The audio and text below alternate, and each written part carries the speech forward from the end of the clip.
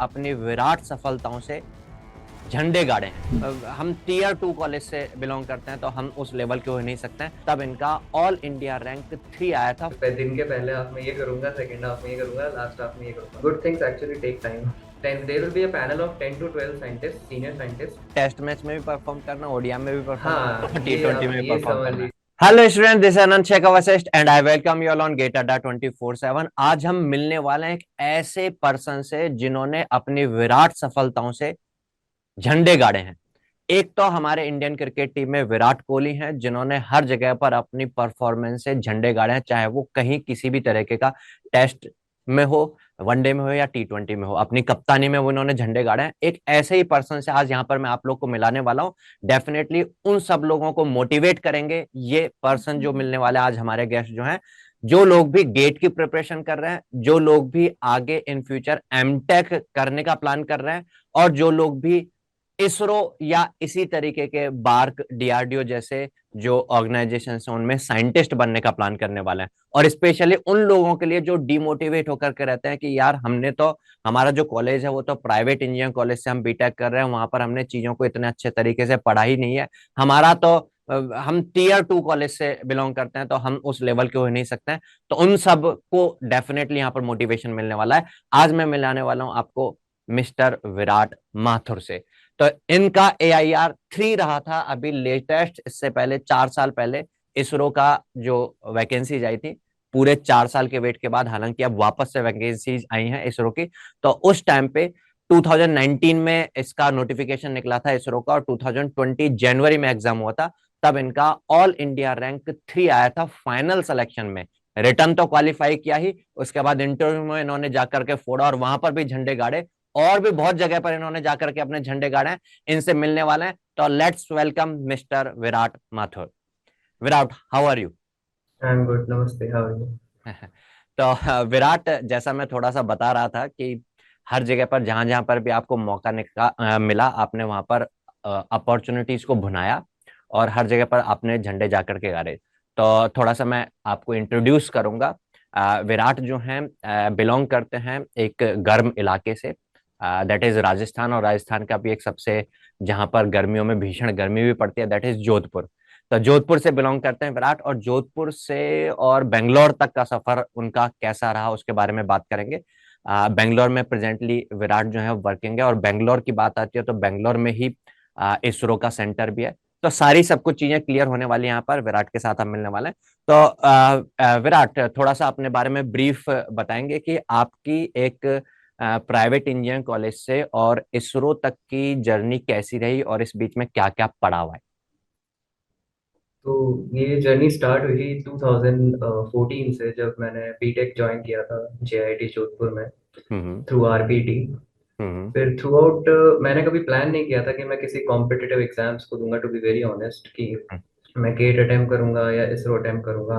I was fully focused on my placement session, और वही मैं एक एंड प्रोडक्ट मान के चला था कि जब मैं निकलूंगा तो मेरे हाथ में ये होना चाहिए। हम्म।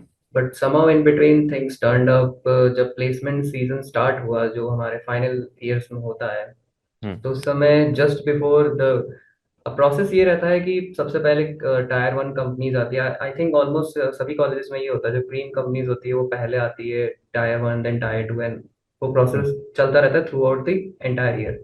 हम्म। तो जब जिस कंपनी के लिए हम लोग प्रिपेयर कर रहे थे, जिस पे हम लोग बहुत ज़्यादा फोकस थे, जिन कंपनीज को हम लोग टारगेट कर रहे थे, ठीक उसके 2 दिन पहले आई वॉज टेस्टेड डेंगू। ओ। तो अनफॉर्चुनेटली मैं वो पूरा प्लेसमेंट सीजन, मतलब मोस्टली कंपनीज में अटेम्प्ट नहीं कर पाया। जब आया था तब तक वो प्लेसमेंट, मतलब प्लेसमेंट सीजन तो चल रहा था, लेकिन वो कंपनीज जा चुकी थी। हम्म। तो I was very let down कि यार ये क्या हो गया, जिसके लिए 3 साल वेट कर रहे थे वो पूरा एक सेकंड में जो है हम्म। वो चला गया। हम्म। बट स्टिल फिर उसके बाद थ्रू आउट और भी कंपनीज आती रही और अच्छी कंपनीज आई, तो I got placed in one of company, but I was not satisfied कि हम्म। जो मेरा ड्रीम था वो तो नहीं हुआ। हम्म। So I discussed with one of the teachers who were, I owe a lot to him. Hmm. He guided me कि you should think about gate and all competition. Either you can bag a PSU। मेरा GATE देने का attempt MTech का नहीं था first.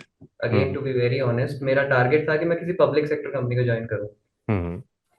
तो उसी के लिए टारगेट करके थ्रू आउट, जैसे ही मेरा फाइनल ईयर खत्म हुआ तो उसके बाद मैंने तुरंत जो है वो स्टार्ट कर दी गेट की प्रिपरेशन। हम्म सो इस तरह से मेरी जर्नी एक प्राइवेट कॉलेज से एक कंपटीशन एग्जाम्स की तरफ आई। हम्म एमटेक का सफर उसके काफी समय बाद शुरू हुआ। हम्म मैंने उसमें गेट की प्रिपरेशन करी थी and I was not, you said कि मेरी फाउंडेशन बहुत अच्छी थी कि मैं बहुत अच्छा ग्रैब कर जाऊंगा इतना जल्दी, और वो सब नहीं हो रहा। मुझे एक्स्ट्रा टाइम बहुत कंज्यूम करना पड़ा था, काफी कंज्यूम करना था, and my sleeping habits were horrible. तो मुझे एकदम से ड्रास्टिक चेंज लाने की बहुत जल्दी जरूरी थी, और जितना जल्दी ला सको उतना टाइम मेरे लिए बचेगा प्रिपरेशन के लिए। हम्म तो वही चीज़ों को मैंने अपने लाइफस्टाइल बदला, सब कुछ बदला। थ्रू आउट 6 महीने आई गेस मेरा मैंने प्रिपेयर किया गेट के लिए। हम्म और फिर मैंने गेट अटेम्प्ट किया। उसके बाद मैंने एक एमटेक कॉलेज में admission, public sector of course नहीं हो पाया मेरा उसमें, हम्म हम्म पब्लिक सेक्टर में नहीं ले पाया उसमें। और उसके बाद फिर मैंने काफ़ी आईआईटीज में इंटरव्यू भी दिए। वो गेट का उस बेसिस पे। गेट के बेसिस पे को एमटेक प्रोग्राम के लिए। तो हम्म उसके लिए मैंने इंटरव्यूज भी दिए, और वहाँ भी सिलेक्शन कुछ आईआईटीज में हुआ था और कुछ में नहीं हुआ था, बट जहाँ अगेन जहाँ जाना चाहता था वहाँ नहीं हुआ। हम्म तो फिर उसके बाद मैंने एक लास्ट एक सोचा था कि मैंने एक प्राइवेट कॉलेज में, क्योंकि जो मुझे स्ट्रीम चाहिए थी, मुझे वीएलएसआई ही चाहिए थी। हम्म और वीएलएसआई मुझे किसी टॉप टायर एनआईटी या आईआईटी में नहीं मिल रही थी। हम्म तो फाइनली मैंने एक प्राइवेट कॉलेज में एक एडमिशन लिया कि बट मतलब कि मेरा एक प्रोग्राम शुरू हो जाए कि मैं एमटेक करता रहूं, और अगर कुछ और करने की मेरी इच्छा हुई जो कि मेरी थी, हम्म कंपटीशन एग्जाम, क्योंकि मैं उस 6 महीने टच में रहा था, हम्म तो मैंने वो चीज़ करी, पैरेलली उसको मेंटेन करने की कोशिश करी, बट वो नहीं हो पाया हम्म इवेंचुअली।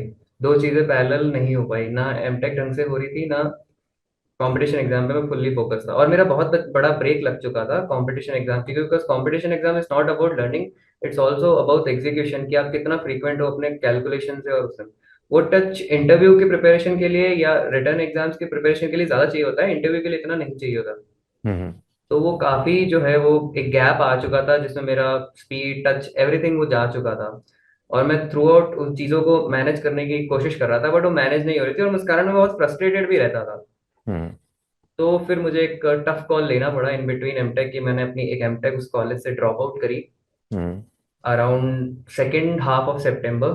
हम्म तो एक तरह से टफ डिसीजन ये भी था कि आगे का रोड मैप भी आपको क्लियर होना चाहिए, अगर आप इतना टफ कॉल ले रहे हो तो आपको रोड मैप भी क्लियर होना चाहिए। और क्योंकि गेट और इसरो के एग्जाम्स के लिए सिर्फ हार्डली 4-5 मंथ्स बचे थे। हम्म मैं 4 भी पूरे नहीं कहूंगा, क्योंकि इसरो हम्म तो जनवरी के स्टार्टिंग में ही आ गया था। हम्म तो 4 भी मैं पूरे नहीं कहूंगा। हम्म तो 3 मंथ्स आप कंसिडर कर सकते हैं इसरो के लिए, और 4 मंथ्स आप गेट के लिए कंसिडर कर सकते हैं। हम्म तो वो एक टफ चैलेंज भी था कि कैसे कोप अप होगा, बट अगर कुछ करना है तो ये टफ कॉल तो आपको लेना ही पड़ेगा। तो मैंने वो हम्म टफ कॉल लिया।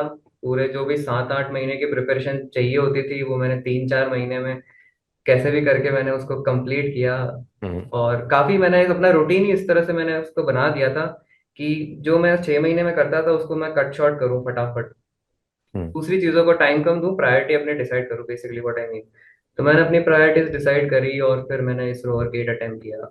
फिर इसरो का हुआ, फिर देन पैंडेमिक हिट्स, एंड उसके बाद से एक अलग स्टोरी चालू होती है। तो हम्म इस तरह से मतलब मैं प्लेसमेंट मतलब गेट ओरिएंटेड नहीं था, किसी भी कंपटीशन एग्जाम्स के ओरिएंटेड नहीं था, मैं प्लेसमेंट ओरिएंटेड ही था। हम्म उसके मतलब उससे फिर मेरा ये रास्ता निकला कि मैं थ्रू आउट अब कंपटीशन में आ गया, and then whatever MTech and PSU, इस तरह से मैं इसमें आया। मतलब आपने एक बार अपना फाइनल जो है टफ कॉल लेने के बाद अपने 3-4 महीने के अंदर ही भीषण जी तोड़ मेहनत करी, हाँ। और फिर उसके बाद इसरो का रिटर्न भी क्लियर किया, और गेट में फिर उसके बाद गेट भी अटेम्प्ट किया था उस। हाँ, मैंने गेट भी अटेंड किया था। हाँ, मैंने तो उसमें कितना रैंक आया था गेट में? मेरा जब मैंने फर्स्ट टाइम गेट अटेम्प्ट किया था उस टाइम अराउंड मेरा 1500 समथिंग कुछ रैंक था। और हम्म सेकंड टाइम भी I am not able to recall exactly, उसी के अराउंड सिमिलर रेंज में ही था। हम्म तो गेट में नॉट सिग्निफिकेंट इम्प्रूवमेंट मुझे दिखा, लेकिन हाँ इसरो का रिटर्न मेरा क्लियर हो गया। तो जो ये गेट का एग्जाम जो था और इसरो का एग्जाम था, इन दोनों के रिटर्न एग्जाम में कुछ सिमिलरिटीज कुछ डिफरेंसेज आपने जो फील किए दोनों को, क्योंकि आपने तो करीब करीब सेम सेम ड्यूरेशन पर उन दोनों को अटेम्प्ट किया, सेम प्रिपरेशन का लेवल भी करीब करीब बराबर सा ही होगा उस टाइम पर, बहुत ज्यादा हाँ, कुछ एक्स्ट्रा चेंजेस भी नहीं आ पाए होंगे। तो डिफरेंसेस कुछ जो आपको लगे, या फिर सिमिलरिटी जो आपको लगे, जो यहाँ पर और भी जो एस्पिरेंट्स हैं उनको आप बताना चाहोगे? सिमिलैरिटीज मैं कहूंगा है, नो डाउट, क्योंकि गेट के लिए भी आपको जो सब्जेक्ट्स प्रिपेयर करने पड़ते हैं, इसरो में भी मोर और लेस आपको सिमिलर ही करने पड़ते हैं, बस फ्यू एड ऑन्स उसमें रहते हैं। हम्म सैटेलाइट कम्युनिकेशन रहता है, माइक्रोवेव रहता है, वो उस चीज में एड ऑन हो जाती है, बट मोर और लेस प्रिपरेशन मेरी दोनों सेम ही थी, हम्म गेट और इसरो की। हम्म बट हाँ, एज फार एज जब रिटर्न टेस्ट का जब मैं दिया, तो मुझे, क्योंकि मैं पहले एक बार गेट दे चुका था, हम्म मुझे कंपैरिजन उसी टाइम समझ में आ गया था। और प्रीवियस ईयर जब मैं क्वेश्चन सॉल्व कर रहा था, तब मुझे आइडिया हो गया था कि डिफरेंस नो डाउट है। हम्म इसरो का पैटर्न थोड़ा सा अलग है, गेट का पैटर्न थोड़ा सा अलग है, तो उसी हिसाब से आपको अप्रोच भी अलग रखनी पड़ती है। हम्म तो वही अप्रोच भी मैंने अलग रखी। और डिफरेंसेस ये मैं कहूंगा, मेजर डिफरेंस ये कहूंगा कि गेट में आपको 65 क्वेश्चन सॉल्व करने होते हैं 180 मिनट्स में, इसरो हम्म में आपको 80 क्वेश्चन सॉल्व करने होते हैं 90 मिनट्स में। हम्म तो इस तरह से आप अंदाजा लगा सकते हो कि क्वेश्चन का लेवल भी डिफरेंस होगा और उसकी स्ट्रैटेजी भी अलग होगी सॉल्व करने की। हम्म। तो मतलब आपने 2020 के स्टार्टिंग में जो इसरो का एग्जाम दिया, फिर उसके बाद पेंडेमिक हो गया था, और फिर जो इंटरव्यूज थे वो भी डिले होते चले गए इसरो के इस वजह से, पेंडेमिक की वजह से। तो इस बीच में जैसा मैं जानता हूँ, फिर आपने वापस से एमटेक की तरफ रुख अपनाया। थोड़ा सा उसके बारे में बताएंगे, कहाँ से एमटेक फिर आपने की अपनी स्टार्ट और कौन से स्ट्रीम में की? सो जब 2020 जैन में मैंने एग्जाम दिया था, तो हम्म मार्च में लॉकडाउन लग गया, hmm pandemic hits us very hard. Hmm so उसके बाद ये हुआ कि नोबडी वाज प्रिडिक्टिंग, कि कोई अश्योरेंस नहीं थी कि इसरो का रिजल्ट कब आएगा, कब रिटर्न आएगा, रिजल्ट आएगा। उस समय रिजल्ट का, रिटर्न का भी नहीं आया था जब तक पैंडेमिक आया था। हम्म तो रिजल्ट्स के भी उस वक्त ड्यू ही थे, रिटर्न के भी। हम्म इंटरव्यू तो बहुत आगे की बात हो गई। हम्म और उस समय ये हुआ कि जब पैंडेमिक आया, तो in between, I guess around May और अप्रैल में, if I am not wrong, I am able to recall it correctly और नॉट, बट उसमें रिटर्न के रिजल्ट्स अनाउंस हो गए थे। हम्म इंटरव्यू का नहीं आया था, इंटरव्यू तो बहुत बाद की बात है, बट रिटर्न के रिजल्ट्स वो लोग अनाउंस कर चुके थे। हम्म तो रिटर्न में हो गया था, तो उस समय जस्ट काउंसलिंग जो है वो शुरू ही हुई थी एमटेक की, हम्म क्योंकि अप्रैल मई में ही नॉर्मली सबकी काउंसलिंग सेशन शुरू हुए थे।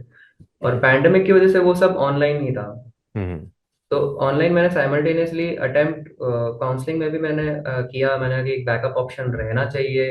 हम्म। और इसरो के लिए तो खैर प्रिपरेशन चालू ही थी, तो वो इस तरह से पैरेलली चल रहा था। इंटरव्यू का तो कॉल ही अगले साल आया, तो हाँ, पूरा एक साल पूरा एक मुझे, साल ही रुका हाँ, रहा एक था। साल मेरे को रुकना पड़ा। तो हम्म थ्रू आउट मुझे एमटेक, मैंने दोबारा जो चीज़ पहले छोड़ दी थी, अब हम्म किसी और तरीके से मैंने उसको शुरू करी, बट हाँ, at a very good college, no doubt. Hmm.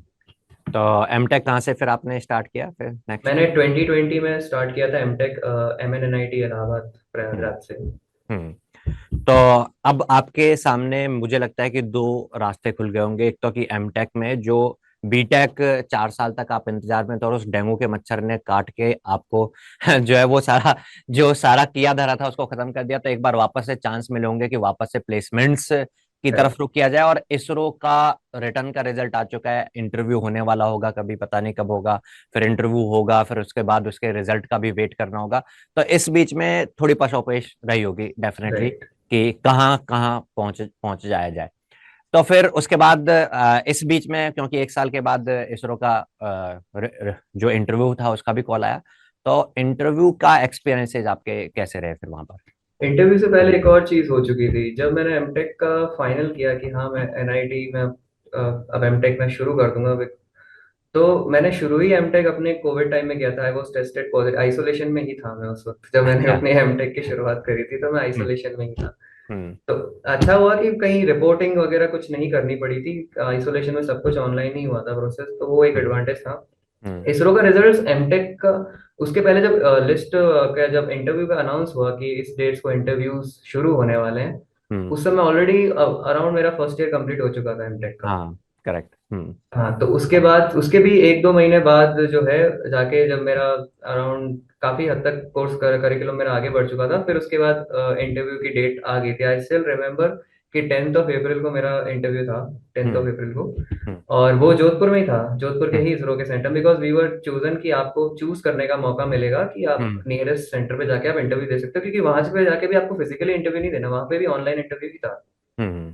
तो इसरो तो आपका, जब जोधपुर के आप नेटिव हो, तो इसरो तो आपका एक ड्रीम भी रहा होगा कि अगर यहीं की यहीं होता है तो हाँ, बचपन से ही कि अगर मैं कर रहा हूँ और इसरो में मुझे चांस मिलता है तो that will be a dream come true, है ना? हाँ, एक तो बकेट फिर लिस्ट और इसरो में है। फिर ज्वाइन किया फिर आपने? नहीं, इसरो मैंने ज्वाइन नहीं किया। ये ये तो एक मिस्ट्री से आ जाती है कि इसरो क्यों नहीं ज्वाइन किया। चलो इस बारे में भी बात करेंगे आगे, इसरो क्यों नहीं ज्वाइन किया। तो फिर अभी तो आप बेंगलोर में हो, है ना? राइट। मुझे लगा इसरो बेंगलोर में, मतलब मुझे तो खैर पता ही है, बाकी जो व्यूअर्स हैं उनको बिल्कुल ये लग रहा होगा कि इसरो बेंगलोर में आप बैठे होंगे। अच्छा, बेंगलोर के पास हसन में है इसरो का, है ना? हाँ जो राइट। है।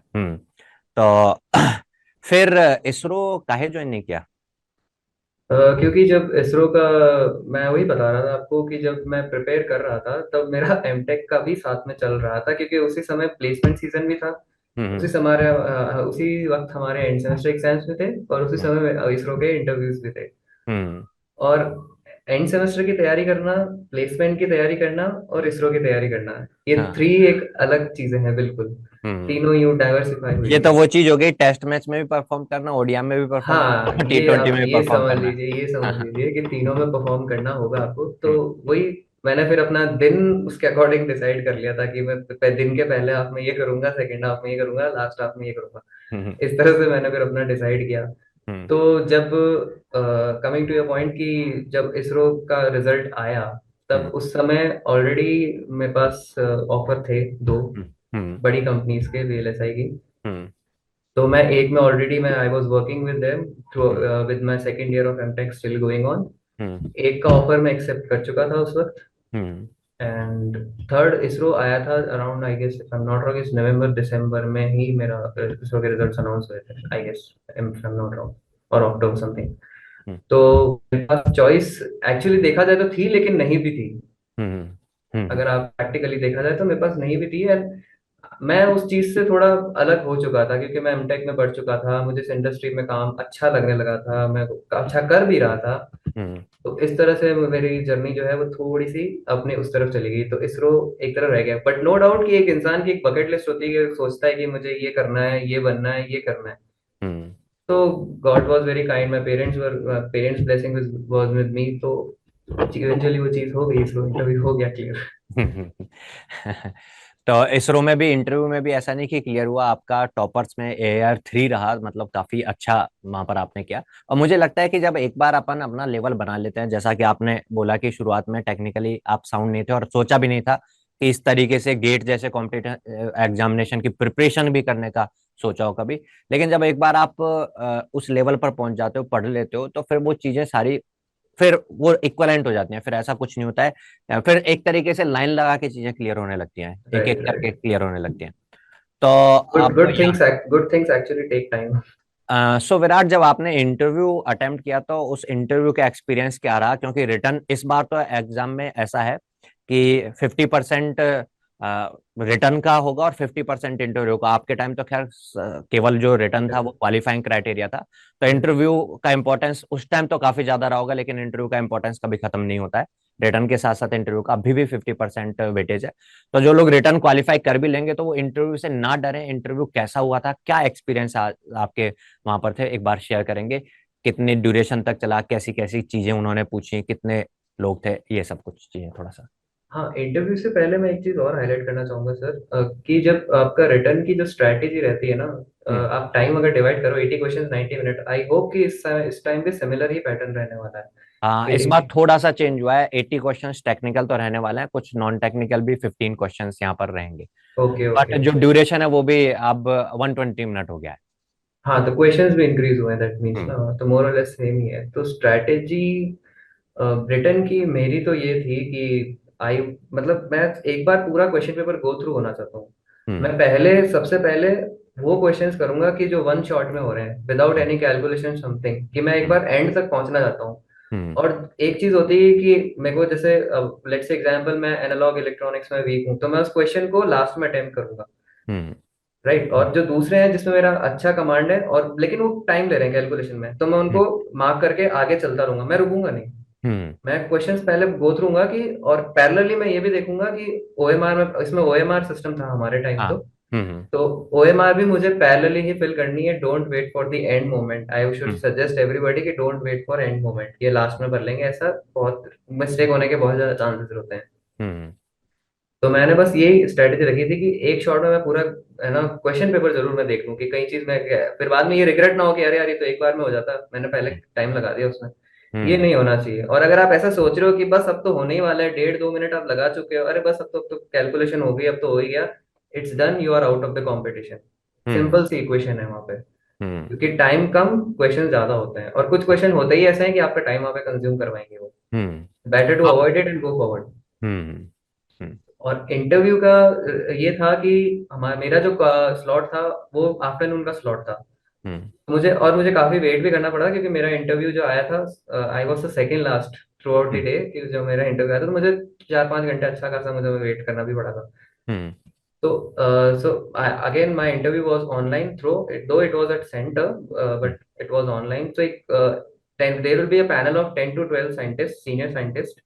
हम्म They will be sitting like viewing. There was a big L screen in front of me, a hmm microphone and a whiteboard. Okay normally interview में ये होता है कि आपको क्वेश्चन पूछेंगे, आपने आंसर किया, next.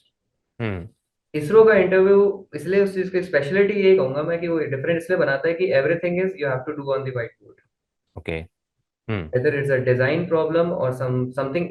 It's a like a, whether it's a design problem or a non design problem, it's a hmm case, it can be a case study problem also, anything. हम्म वो आपको बोर्ड पे समझाना पड़ेगा। और सबसे हम्म पहले आप, नॉर्मली लोग पैनिक कर जाते हैं कि यार इसरो का इंटरव्यू देने जा रहे हैं, क्या होगा। Scientist makes you very comfortable. और हम्म क्योंकि मैं जोधपुर में था और मेरा सेंटर भी जोधपुर से ही मतलब आया, और मैं जोधपुर से ही हूँ, हम्म सो दे वाज ये लाइक कि अच्छा आप जोधपुर से ही हो, आपका तो बढ़िया है, कोविड के टाइम में ट्रेवल नहीं करना पड़ा, आपको यही मिल गया। और मैंने हम्म कहा हाँ, तो they will make you comfortable, hmm and then they will ask you for your favourite subjects. Hmm generally student 3 बोलते हैं, मैंने भी 3 बोले थे, हम्म बट 3 to 4 आपको उसमें फेवरेट सब्जेक्ट बताने पड़ते हैं, वो हम्म पूछते हैं, और उसी में से आपका मोस्टली इंटरव्यू निकलता है। Hmm it's up to them कि अगर वो उनकी एक्सपर्टीज नहीं हुई, वो किसी और सब्जेक्ट से भी पूछ सकते हैं, हम्म बट चांसेस ये रहते हैं कि वो आपके फेवरेट सब्जेक्ट में से पूछे, और they will be design problems and all, और you have to do it on a white board and to explain कि आप क्यों कर रहे हैं ऐसा और इससे क्या होगा। और हम्म उसमें वो क्वेश्चन फ्रीक्वेंटली पुटअप भी करते जाएंगे कि अच्छा मैं इसमें ये कर दूं तो क्या होगा, इसको ये कर दूं तो मैं क्या हो जाएगा। हम्म तो इस चीज से, और अगर आप कहीं पे जाके अटक गए, आपको हम्म नहीं आ रहा, तो दे, अगर if you are in the right direction, they will surely help you कि hmm you get a click, कि आप उससे कंप्लीट कर पाए। हम्म कैलकुलेशन है, न्यूमेरिकल्स है, कुछ भी हो, आंसर मैटर नहीं करता, अप्रोच मैटर करती है। हम्म और प्लस ये चीज भी है कि जैसे ही वो हेल्प करेंगे, अगर आपको मान लो कि कोई टर्मिनोलॉजी ही नहीं पता, आपने पहली बार सुनी, hmm never try to bluff, they are smarter than you. Hmm guess work वहां नहीं चलता, ब्लफ नहीं करना, सीधा बोलना है कि sir I don't know, I will not, या I will not able to recall it. Hmm be a very honest, और सब कुछ सही होगा उसमें। Hmm if you try to bluff then you will be in trouble, that's for sure. Hmm. अच्छा, एक query और रहती है यहाँ पर इंटरव्यू के लिए कि जनरली जो नॉर्थ इंडियन बैकग्राउंड से स्टूडेंट्स होते हैं उनको एक थोड़ा सा प्रॉब्लम रहता है कि अगर वो इंग्लिश में क्वेश्चंस पूछ रहे हैं लेकिन I am not comfortable to tell in English, तो मुझे हिंदी में रिप्लाई करना चाहिए या फिर कैसा रहता है, मतलब लैंग्वेज की प्रॉब्लम रहती है इंटरव्यू में या फिर नहीं, ऐसा कुछ एज नहीं? सच नहीं रहती। There's अगर आप बताओगे कि I am not that much commandable on English और whether Hindi, you hmm can use mix, there is hmm no problem, because everybody is not like कि सबको इंग्लिश ही आ रही है उस पैनल में। There hmm will be some scientist की जो उस चीज को समझ सकते हैं। हम्म नॉलेज मैटर करती है, I don't think communication matter करता है उस चीज में। इसरो का पर्सपेक्टिव मेरे को तो लगता है यही था, हम्म तो इट्स ओके फॉर देम। और कितना ड्यूरेशन का रहा था इंटरव्यू? मेरा अराउंड 25 मिनट्स रहा था। हम्म सभी जितने भी मैंने सब्जेक्ट्स बताए थे, फेवरेट या नॉन फेवरेट, सबसे ही पूछा गया था एटलीस्ट, तो सब में 5 5 7 7 मिनट्स कर हम्म करके वो टोटल 25 to 30 मिनट सब चला था मेरा इंटरव्यू। और एज ए इसरो टॉपर आपकी तरफ से कुछ सजेशन कि ये सब्जेक्ट्स रहे तो ज्यादा अच्छा रहेगा इंटरव्यू के लिए बताने के लिए?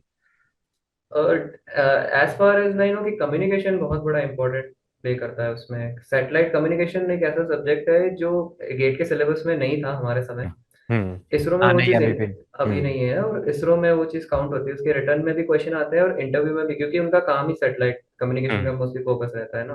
करेक्ट तो वो एक आपको एक एज दे सकता है। और हम्म कम्युनिकेशन, मैं बेसिकली डिजिटल कम्युनिकेशन की भी बात कर रहा हूँ, सैटेलाइट कम्युनिकेशन की बात कर रहा हूँ, digital communication, hmm control system of course, वो हम्म भी। मैंने तो ये बताए थे, कंट्रोल सिस्टम, डिजिटल कम्युनिकेशन बताया था, हम्म डिजिटल इलेक्ट्रॉनिक्स बताया था। हम्म तो ये सब्जेक्ट्स जो है वो ज्यादा नॉर्मली लोगों के फेवरेट भी यही होते हैं, डिजिटल ऑलमोस्ट सबका फेवरेट होता है, तो हम्म। सब लोग यही ज्यादा प्रेफर करते हैं। हाँ हाँ ये बिल्कुल है। और डेंगू के उस मच्छर को धन्यवाद देना चाहिए कि जिसने काटा। हाँ। और अच्छा, तो अब एक ये और होगा कि वहां उस टाइम पर वो अपॉर्चुनिटी उस डेंगू की वजह से मिस हुई, तो आपको फिर एमटेक में जाकर के अपॉर्चुनिटी मिली। यहाँ पर कई बार स्टूडेंट्स को ऐसा भी लगता है कि एमटेक अगर आप आईआईटी से करते हो तो ही अच्छी अपॉर्चुनिटीज मिलती हैं। तो बात करते हैं कि आप जब एनआईटी प्रयागराज से अपना एमटेक कर रहे थे, तो कौन सी कंपनी में आपको जॉब जो है, ऑप्शंस जो है आपको मिले? हाँ, प्लेसमेंट सीजन का भी वही सीन था। उस समय हम्म कोविड चल रहा था, as we all know again, तो वो हम्म भी डिले हुआ। इस हम्म तो तीनों चीजें साथ में डिले हुई, एंड सेमेस्टर भी डिले हुआ, हम्म मतलब इंटर्नशिप्स भी डिले हुई, और इसरो के इंटरव्यूज भी डिले हुए। हम्म बट चल तीनों पैरेलल ही रही थी अगेन। हम्म तो फर्स्ट कंपनी आई थी क्वालकॉम हमारे कैंपस में, हम्म अराउंड जुलाई आई थी वो। और हम लोगों ने फिर उसका जून, सॉरी जून में आई हम्म थी। हम्म फिर उसके बाद उसका प्रोसेस रहता है, written and then interviews, couple of interviews, and then फिर उसके बाद थोड़े टाइम बाद अभी जिस कंपनी में मैं करंटली वर्क कर रहा हूँ, टेक्सास इंस्ट्रूमेंट्स, हम्म उसका आया। फिर उसमें हम्म भी क्लियर हो गया। फिर देन मेरा तो प्लेसमेंट सीजन खत्म हो गया, because once you are place you are not able to allowed in any further company, so hmm वहीं पे मैं तो हो गया, डॉट लग गया। देन हम्म आई वर्क, फिर मैं अपना जो पेंडिंग वर्क था, जो मेरा प्रोजेक्ट वर्क चल रहा था क्लास में, और या जो मेरे कंपनी का वर्क चल रहा था, मैं उस पर ज्यादा फोकस हो गया। बट हम्म पैरेलली इसरो चल रहा, मतलब दिमाग में चल रहा था कि इसका रिजल्ट बाकी है, इसका रिजल्ट हम्म बाकी है, अभी आना बाकी है, देखते हैं, लेट्स सी क्या होता है। हम्म तो इसरो के लिए भी मैंने दो, एक्चुअली जब हमारा रिक्रूटमेंट हुआ था तब दो पोस्ट थी electronic, first specifically electronics, BE 001 and BE 008, I guess, one for, one was a non gazetted and one was a gazetted. तो but common exam, common interview for both. एक जो BE 001 थी उसमें 131 वैकेंसी थी, and I was all India 16 and in that list. whereas for BE 008 उसमें vacancy भी 3 थी, और मेरी भी AIR 3 थी उसमें। अच्छा, तो अभी फिर देखो, यहाँ पर कई कई इलेक्ट्रॉनिक्स के स्टूडेंट्स ऐसे होते हैं जिन्होंने तो एक क्वालकॉम और टेक्सास इंस्ट्रूमेंट जैसी कंपनीज के नाम भी नहीं सुने होते हैं। ऐसा होता है। Right. तो जिन लोगों को भी एक्चुअल में इलेक्ट्रॉनिक्स कोर में जाना होता है और VLSI इंडस्ट्री में जाना होता है, तो ये आप ये मान के चलिए कि बहुत ही जाइंट कंपनीज है। Right. मतलब यू कैन से कि ये ही ट्रू ड्रीम होना चाहिए हर इलेक्ट्रॉनिक्स के स्टूडेंट्स का, कि इन कंपनी में जाकर के प्लेस हुआ जाए। तो आपने उन जगह पर जाकर के अपने जो है ड्रीम्स को एक अपर लेवल तक जाकर के कंप्लीट किया। तो इसीलिए यहाँ पर आज के सेशन के लिए मैंने यही सोचा कि how I made my dreams come true.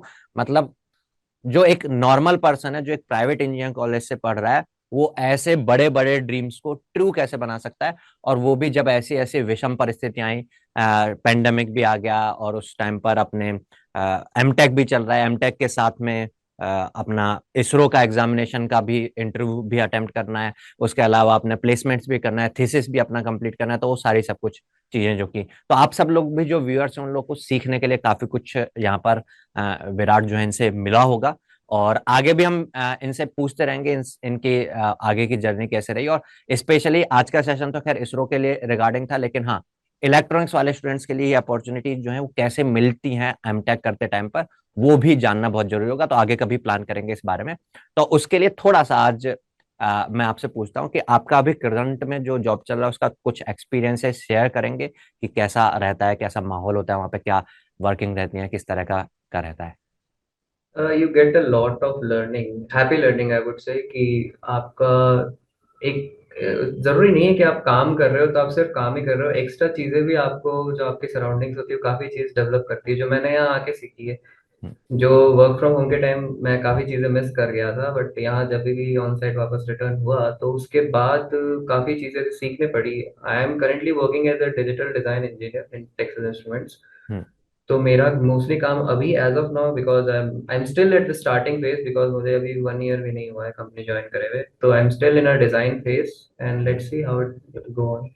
और ये जो आपने ज्वाइन किया है, मतलब टेक्सास इंस्ट्रूमेंट, इससे पहले क्वालकॉम में केवल इंटर्नशिप की थी या फिर उसके बाद भी कुछ ड्यूरेशन हाँ, कंटिन्यू उसके किया? बाद मेरी 11 मंथ इंटर्नशिप बोलते हैं उसको, बट हम्म मैंने जब इंटर्नशिप खत्म करी थी उसके पहले ही हम लोगों को ऑफर मिल गया था क्वालकॉम से भी, as a full hmm time employ. Hmm but I was engage with something, so I have hmm to leave that second, hmm. Same to city. So it was very interesting to know all about you. बाकी जो viewers हैं वो भी definitely inspire हो रहे होंगे, motivation उनको मिल रहा होगा।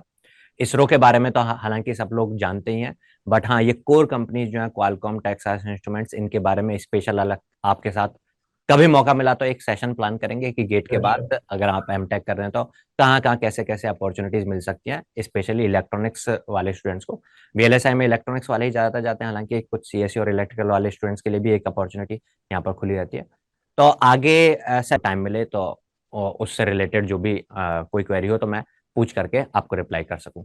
सो thank you for watching and thank you very much Virat to connect with us. Thanks, thank thank you. You, thank you.